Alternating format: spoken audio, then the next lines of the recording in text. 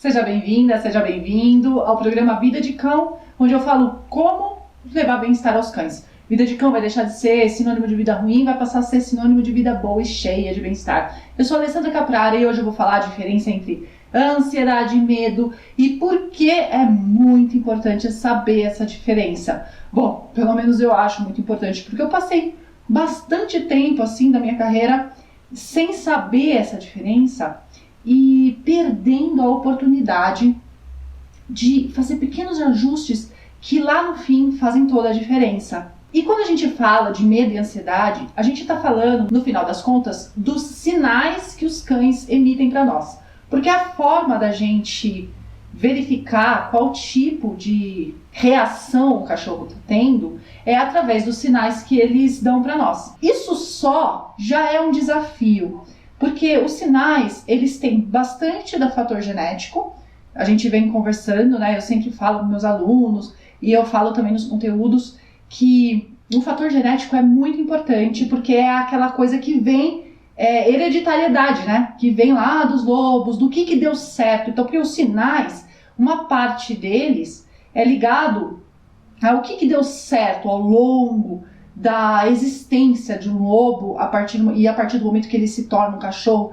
Então, então assim, o tempo que ele foi um lobo foi muito maior do que o tempo que ele é um cachorro, mas o cachorro e o lobo são animais extremamente adaptáveis. Então, tudo isso a gente precisa considerar quando avalia os sinais de um cachorro. E de um lobo também, né, que seja. Porque tem a parte genética, como eu vinha falando, mas tem a parte de aprendizado, que também é muito importante. Por isso que quando a gente avalia ali um sinal que o cachorro emite, a gente precisa avaliar o contexto. A gente precisa avaliar se aquela situação é natural ou não para um cachorro. Não é tão simples assim, não é só falar assim, esse cachorro tá feliz, esse cachorro tá triste. Não é tão simples assim, a gente precisa analisar todo o contexto. E é isso que faz a diferença entre um profissional especialista e um aventureiro, né? Claro, a gente não pode perder isso de vista. Por isso que dicas normalmente não funcionam, ou se funcionam, às vezes é um tiro no pé. Então, mas isso aí são outros assuntos, tá? No caso aqui que eu tô falando, os sinais que os cães nos emitem vão nos dar as pistas que nos levam a entender se aquele momento dele ali é uma reação de medo ou de ansiedade. E os sinais caninos, como eu falei, eles causam uma série de confusões. Por que causa essa série de confusões? Porque o ser humano, por desconhecimento, uma parte, outra parte por um egocentrismo também, ele não, além de não interpretar da forma correta, né, como se não fosse ser humano, mas a gente acaba recompensando certos sinais. Então o cachorro ele emite um sinal e eu vou lá e recompenso ele. O que acontece com aquele sinal? Você que já sabe de adestramento, já sabe de comportamento um pouquinho, quando a gente recompensa qualquer comportamento, gente, a tendência é o comportamento aumentar de frequência. Então, eu posso pegar um cachorro que está emitindo um sinal de desconforto e recompensá-lo por isso, com atenção, por exemplo, que é uma recompensa bem poderosa para cachorro. Ainda mais quando ela é escassa, né, claro. E aí, o que eu faço com esse sinal? O cachorro começa a usar o sinal para conseguir o que ele quer, atenção. Então, às vezes, você tem um sinal que não está conectado naquele comportamento, mas eu ainda vou além, sabe? Será que o estado interno também não é recompensado? Então, se aquele sinal, né, e aqui eu estou refletindo junto com você, tá? Se aquele sinal que o cachorro emite está ligado à angústia, e o cachorro, quando ele sente angústia, e quando ele emite o sinal da angústia, ele é recompensado com atenção, por exemplo, será que ele não aprende a se manter na sensação de angústia? No estado interno de angústia? Então, veja bem onde nós vamos. Tem gente que fala assim, desconecta completamente aquele sinal. Eu não tenho tanta certeza. Porque a gente fala, quando a gente está treinando, né, que se você associa a ansiedade ao ato de sair para passear, por exemplo, então o cachorro pula e você associa. E aí você sai para passear toda vez. Então ele é recompensado, que aquele estado interno de agitação leva ele para passear. Então ele está sempre naquele estado interno de agitação. E aquele sinal emitido por ele é o estado interno de agitação. Você não desconecta o pular de ficar excitado ou agitadíssimo, ansioso. Você está recompensando todo o pacote. Tanto o estado interno quanto o sinal externalizado. Tá certo? Então, existem controvérsias aí entre... mas esse cachorro ele aprendeu a fazer essa cara. Mas essa cara, ela é um sinal de angústia. Então, eu vou dar aqui, né, já a cara da cara. Que, por exemplo, é aquele sinal que o cachorro, ele aperta as rimas labiais e ele faz tipo um C, assim. Ele fecha a boca e leva para trás, e aí parece que está sorrindo. Aquilo é um sinal de angústia, é um sinal de apaziguamento. O cachorro ele faz aquilo quando ele quer parar uma atitude agressiva por parte do outro. Seja lá qual for, pode para você não ser agressivo, mas para ele está sendo. Para ele está sendo desconfortável. E aí a pessoa fala assim, ai, que bonitinho, e aí recompensa o cachorro, né? Às vezes fazendo mais do que deixar ele ansioso, e aí ou angustiado. E ele vai fazer cada vez mais aquilo. Não porque ele está feliz, não porque ele foi exatamente recompensado, mas porque realmente perpetuou o mal-estar. Ou porque foi recompensado, mas foi recompensado no estado interno. Enfim, tudo isso é uma discussão sobre sinais caninos para vocês verem que não é tão simples assim. Não é assim, fez isso, é aquilo. Abanou o rabo, tá feliz. Não é assim, tá? Precisa ter muito cuidado na hora de interpretar as coisas. E esses sinais trazem para nós uma história ali. Eles trazem para nós um contexto, eles trazem para nós o que o cachorro está querendo pôr para fora para nos dizer se continuamos ou não o que estamos fazendo, se ele precisa ou não de ajuda. E são esses sinais que eu vou falar agora. Então, o que é sinal de angústia, o que é sinal de ansiedade, o que é sinal de medo e como que a gente diferencia os dois do ponto de vista externo e do ponto de vista, inclusive, cerebral. Por que eles são diferentes? Porque são áreas cerebrais diferentes, são ativadas, tá? Qual a importância dos sinais? Gente, os sinais caninos, os sinais em geral, tá? Eles são indispensáveis para a formação, para a gente levar uma relação. Não existe relação sem sinal. Tenta aí me falar uma relação que existe sem emissão e recepção e interpretação e devolução do que foi aquele sinal. Não tem. E a relação ela é mais saudável quanto mais eu conheço dos sinais do outro. Se eu entendo o que o outro está querendo emitir para mim, quando ele emite tal sinal, XYZ lá, então a pessoa ela ergue a sobrancelha quando ela está contrariada. E eu sei disso. A pessoa ergueu a sobrancelha e eu já sei, putz, contrariei. Sem querer. Eu já posso tomar uma atitude em relação a isso.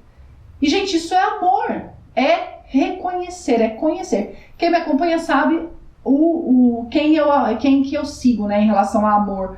Tem um psicanalista alemão que chama Erich Fromm. E ele escreveu um livro chamado A Arte de Amar. O nome é meio brega, ele joga contra o conteúdo do livro, que é muito bom. É super pragmático, é super claro e simples. É muito legal de ler, eu recomendo. É um livro antigão aí, tá? O meu tá lá despencando, porque eu já refolhei ele milhares de vezes, porque é muito, muito bom. A Arte de Amar, tá bom? E o que eu quero dizer com isso? Que amar é conhecer. E o que é conhecer? Eu não precisar que o outro explique para mim o que está acontecendo. Eu já consigo entender a partir daquilo que eu aprendi sobre a pessoa e tomar providências em relação a isso. De respeito, é óbvio, né? Porque tem aquelas pessoas que, nossa, tá irritando. Eu já vi isso N vezes. Partindo pro cachorro agora. Não só cachorro, tá? Mas parte pro cachorro. O cachorro tá irritado, é nítido, ele tá, sabe? E a pessoa fala assim, olha que engraçado, ele tá irritado, olha lá. E continua fazendo. Então, assim, é o contrário, né? Essa pessoa conhece o animal ou conhece a pessoa. Quantas vezes você... Eu já escutei isso muito e fico brava, hein? Você fica engraçada quando tá brava. E qual é a graça de me ver brava? Essa pessoa não gosta de mim, certo? Quero distância. Só que o cachorro, gente, ele não tem essa autonomia, tá? Ele não consegue manter distância, porque ele depende vitalmente do ser humano. Ele não tem essa autonomia. Pensa, eu desafio você agora a me dizer uma forma que o cachorro poderia viver de forma autônoma em relação a seres humanos. Eu desafio. Não tem como, tá? Não tem saída. A não ser que você me dê uma saída aí, porque eu já pensei de todas as formas, não achei, tá? Então, o que acontece? Esses sinais são vitais para o cão. São vitais para a qualidade da relação. Compreender esses sinais é vital para o cachorro, e não só vital, mas também vai implicar na qualidade do bem-estar daquele animal.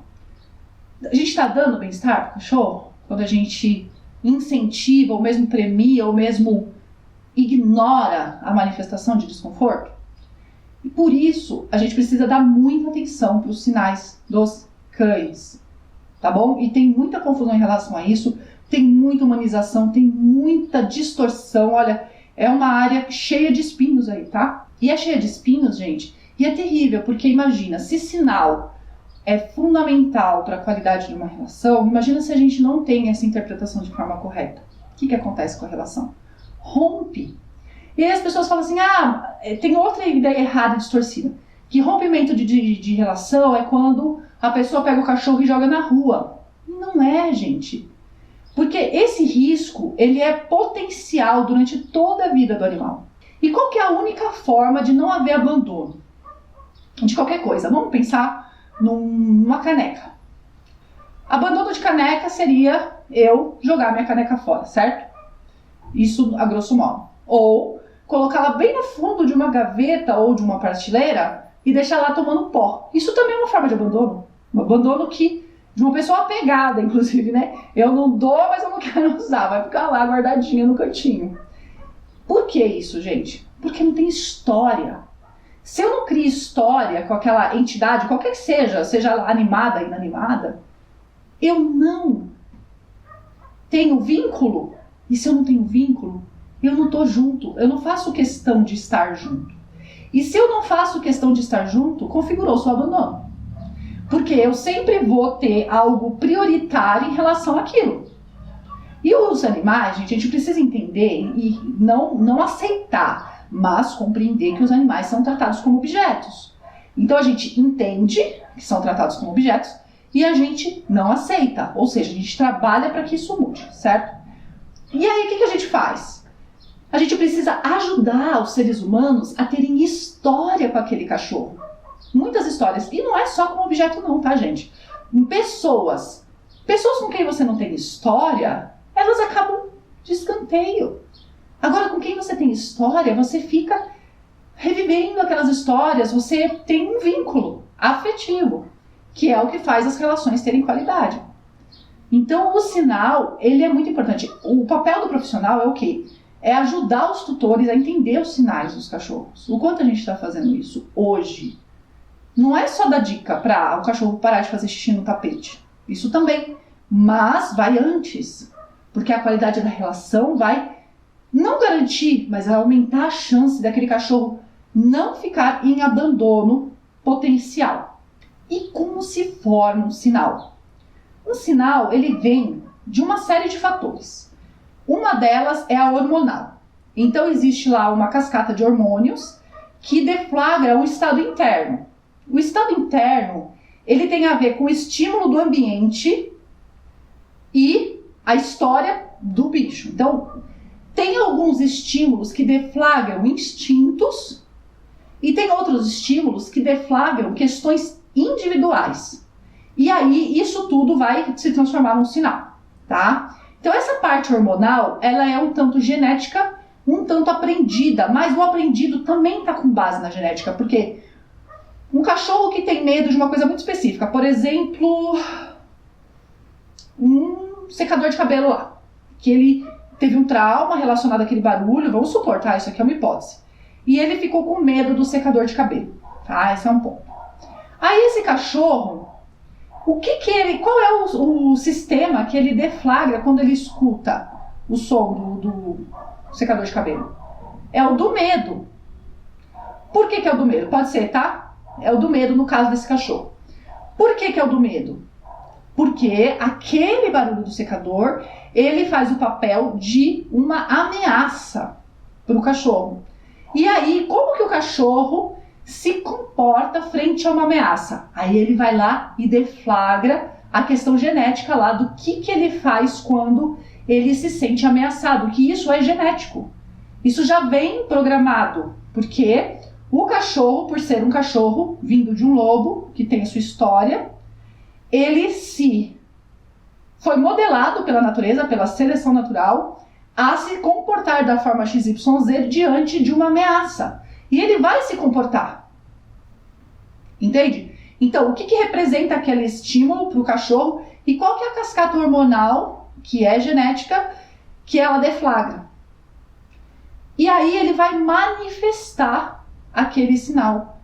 E a manifestação do sinal tem um pouco de aprendido e um pouco de genético. O que tem de aprendido?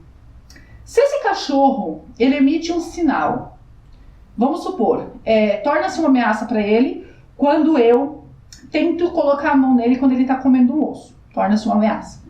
E aí ele reage rosnando, porque ele quer que eu me afaste. Então, qual que é a cascata que deflagra quando eu me aproximo? É a de ameaça, só que aí dentro da genética daquele cachorro, ele não vai fugir, ele vai lutar. Porque tem alguns tipos de reação de medo, tá? A gente vai falar isso mais pra frente, mas assim, nesse caso desse cachorro é luta. Então ele vai ameaçar, rosnar. Se eu não dou bola pro rosnado desse, gente, isso é uma coisa que acontece muito com cachorro miniatura, porque o potencial da mordida deles é ridículo, né? Não nos machuca muitas vezes. Ou faz aqueles arranhãozinhos, mas não é nada mortal, não é nada que, nossa, nos cause um dano muito grande. E a gente não respeita aquele limite. Acha até engraçado tirar sarro. E aí esse cachorro, além do estresse crônico que ele fica porque ele não é escutado dentro daquele sinal que ele emite, ele passa a perceber que rosnar não afasta. Então ele passa para a próxima fase, que é morder. Então você percebe? Não é que aquele cachorro morde. Aquele cachorro aprendeu que rosnar é inútil. E o que acontece quando a gente frustra? Então o que ele queria? Ele rosna. O que ele queria? Afastamento. O que ele conseguiu? Nada. Frustrou, extinto. É aprendizado. Você está adestrando? Aí a pessoa vira pra mim e fala assim, eu não quero adestrar meu cachorro, porque eu não quero controlar ele, Adestramento é aprendizado, é a todo momento, você querendo ou não, é muito engraçado isso, né? Aí é uma coisa, porque aprendizado é uma coisa que acontece. A pergunta não é você quer adestrar ou não, você quer entender qual é o processo de adestramento e fazer isso de uma forma correta, ou quer continuar deixando ao acaso, né? Essa pergunta. Enfim, mas não é esse o assunto. Aí o que acontece, gente? Esse sinal, ele entendeu como que ele é aprendido e como que ele é genético? Então, o sinal tem essa formação. Aí, vamos entrar já na questão da ansiedade e do medo. A ansiedade e o medo, eles compartilham algumas partes cerebrais que são ativadas quando eles são ativados, tá? Então, é assim. A ansiedade, ela tem uma característica. Ambos são defensivos, tá? A ansiedade e o medo são reações defensivas. Mas a ansiedade, ela tem um patamar a mais, que eu acho, assim, na minha opinião profissional, é um complicador. Porque o medo é muito claro. O medo é o seguinte, vem um estímulo, vem se aproximando. Aí tem uma região do cérebro, né, o cérebro falando assim, rostral, caudal, certo? No caso do cachorro, que aqui seria anterior e posterior, mas assim, o cachorro é rostral, porque ele tá aqui em 4 apoios, então rostral e caudal, que é a parte da cabeça que fica virada para a cauda. Então esse cachorro, ele vai, qualquer animal, tá? Todos os animais têm esse, até nós. A gente tem esse sistema defensivo, que é a nossa área de proteção. Então, isso é subjetivo, não existe assim, 10 metros é a área de proteção. Não, isso aí varia bastante de indivíduo para indivíduo, mas existe essa área. E você percebe quando você ultrapassa a área, porque aí você deflagra a reação. Então tem lá o estímulo vindo, certo? Qualquer que seja ele. Quando ele chega na área de proteção, que é a área defensiva, ele começa a deflagrar reações. Para o animal com medo, quanto mais próximo, o cérebro vai jogando essa informação para trás, para as regiões de reação. Então, primeiro o alerta, depois a resposta, certo? E aí, tudo vai variar de acordo com o temperamento daquele animal. A questão é que o processo é o mesmo, a reação que depende do temperamento, tá? Então, se um animal ele é mais tímido, menos assertivo, é muito mais provável que ele escolha fugir, por exemplo. Então, vem o estímulo, tananá, deflagra lá. Aí, o animal já, ele percebe. Quando ele vai ver, ele tem que tomar uma decisão, ele tem que fugir, porque aquela ameaça, para ele, é necessária, é suficiente para ele fazer uma fuga. Outros, se eles forem mais assertivos, eles lutam. Ou se for um caso, não posso fugir, porque eu tenho um filhote aqui, não dá para ele fugir, luta ou congela, tá? Então as reações são variadas, mas todas dentro dessa cascata do medo, de fuga, luta ou congelar. Ou seja, eu estou vazando, eu quero que aquilo acabe, que aquilo se afaste. É muito claro, o medo é assim, eu tenho toda uma reação, cauda embaixo da perna, o animal que congela normalmente levanta a perna, ele fica em posição que a gente denomina submissão, mas seria de apaziguamento. Então ele dá a barriga, que é a área sensível do corpo, que é a área vulnerável do corpo, a mais vulnerável, que ele normalmente defende. Ele dá essa área para dizer, olha, eu não tô aqui para brigar, certo? E aí a pessoa fala, olha que bonitinho, tá dando a barriguinha para coçar, né? Então é muito complicado, isso eu vejo um monte de vezes. Aí a pessoa é mordida, por exemplo. Ela fala, ele mordeu do nada. E não, é porque ela não interpretou a reação da forma correta. E aí ela acha que aquilo é um animal fazendo fofurice. E aí o que acontece? Ele reage, porque ele quer que ela se afaste. Ele tá falando, se afasta por favor, tá vendo? Eu não vou fazer nada com você. Não faça nada comigo, tá? Beleza. Já a ansiedade, gente. A ansiedade é o que causa o mal-estar. Porque na ansiedade, eu digo assim, fica tudo muito confuso do ponto de vista humano. Porque o ser humano, ele é um bicho, cara, que eu tenho dificuldade, vou dizer. Eu tenho dificuldade de compreender. Porque é por causa daquilo que eu falei no começo do vídeo. Eu adoro você, mas que engraçado, você tá irritada. Isso eu não consigo entender um negócio desses. Né? A gente tá muito longe de entender o que é respeito pelo outro. Então aí tira sarro e aí fala que é brincadeira. Distorce muito as coisas pro próprio prazer. Porque eu quero rir de você.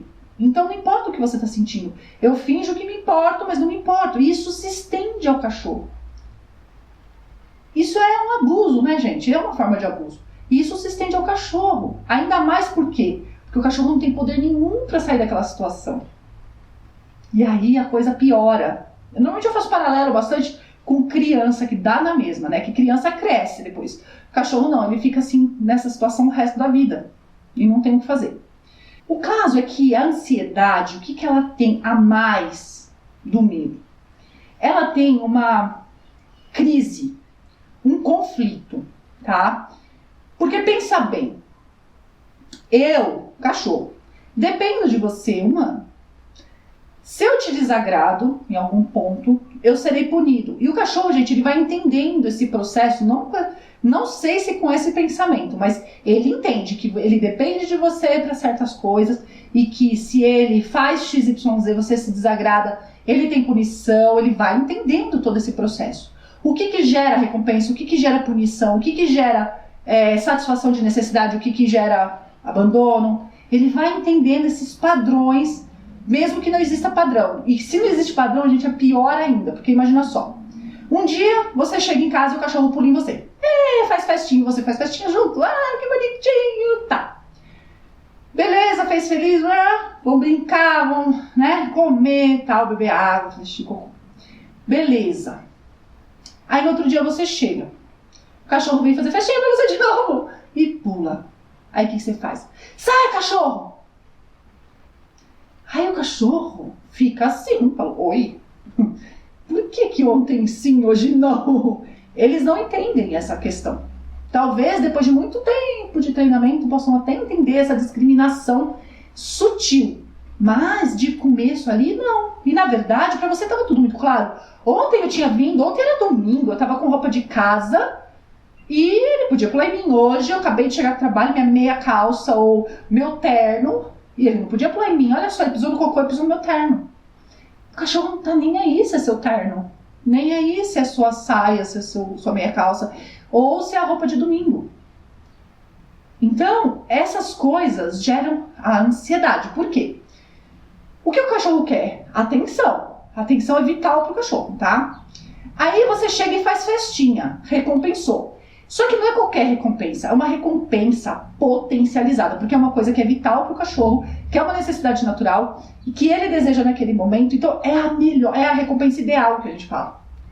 A recompensa ideal é aquela que o cachorro quer, que satisfaz uma necessidade e que é muito poderosa para ele. É a ideal. E aquele momento do pular, você deu uma recompensa ideal. Ou seja, você turbinou o comportamento. Só que ele vai querer aquilo várias e várias vezes. E ele vai testar a partir dali, porque ele aprendeu. Aí ele foi punido. Você não ensinou nada para ele. O que você ensinou? Às vezes eu puno, às vezes eu recompenso. Então ele começa a ter o conflito. Porque ao mesmo tempo que ele deseja, ele se protege. Então ele fica entre duas coisas que a gente chama de abordagem defensiva, ou seja, ele quer ir abordar você, ou a evitação defensiva, que é o medo. Então a ansiedade, ela é a vontade de se aproximar com a dúvida se haverá ou não recompensa, se aquela aproximação será recompensatória ou punitiva, e o medo. Então eu vou me defender. E ele fica no vai e vem. Eu me aproximo ou eu me defendo? Isso é ansiedade. E aí você tem o cachorro que abana a cauda baixa muito rápido, que faz abaixa a orelha, que faz todos os sinais de angústia, de apaziguamento, que a gente fala, e se aproxima, mas ele se afasta. Ele se aproxima, mas ele se afasta. A pessoa lê aquilo como um cachorro feliz. Ai, como ele é fofinho. E ignora o fato de que ele está ansioso. Por que o cachorro está ansioso? Porque ele não sabe, ele não tem certeza o que gera recompensa e o que gera punição. E sabe quando que acontece isso? Você sabe o que gera isso? O que gera isso, gente, é não saber adestramento. Porque adestrar, você está adestrando todos os dias. Mas se você não faz da forma correta, você tem comportamentos inconsistentes, incoerentes do ponto de vista do cachorro, não interessa do seu. Para você pode ser lógico, para o cachorro não é. E aí, o cachorro fica sem saber o que fazer. E isso gera um desconforto extremo. Porque quando o cachorro está com medo, no caso o cachorro não, tá? Mas o medo, ele é uma reação que traz uma solução.